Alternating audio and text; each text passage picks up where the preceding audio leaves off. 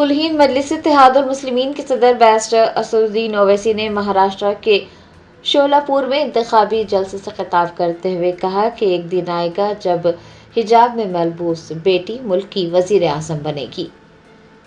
ریاست مہاراشٹر کے شولاپور میں بلدیاتی انتخابات کے لیے بیرسٹر اسدالدین اویسی صدر کل ہند مجلس اتحاد المسلمین نے انتخابی مہم چلائی۔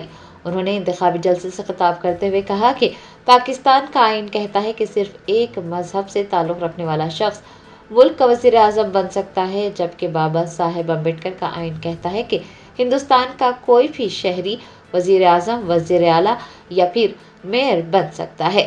صدر مجلس نے کہا کہ ان کا یہ خواب ہے کہ ایک دن آئے گا جب حجاب میں ملبوس بیٹی اس ملک کی وزیر اعظم بنے گی۔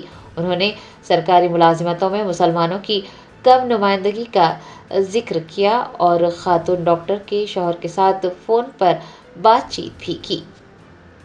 پاکستان کے سمویدھان میں لکھا ہوا ہے کہ صرف ایک ہی مذہب کا آدمی پاکستان کا پرائم منسٹر یا صدر بن سکتا ہے۔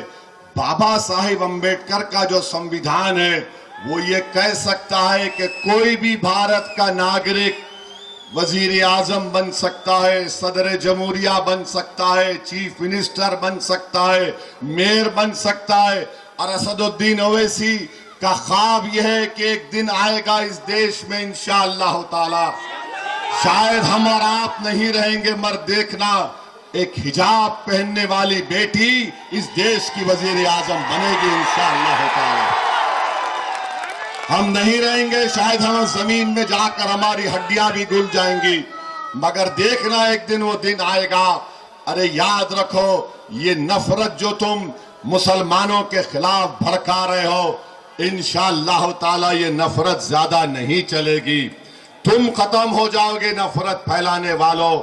محبت جب عام ہوگی تو لوگوں کو معلوم ہوگا کہ کیسے زہر ان کے دل و دماغ میں بھر دیا گیا تھا۔ آج آپ دیکھیے شولاپور میں پیٹرول 104 روپے میں ملتا ہے۔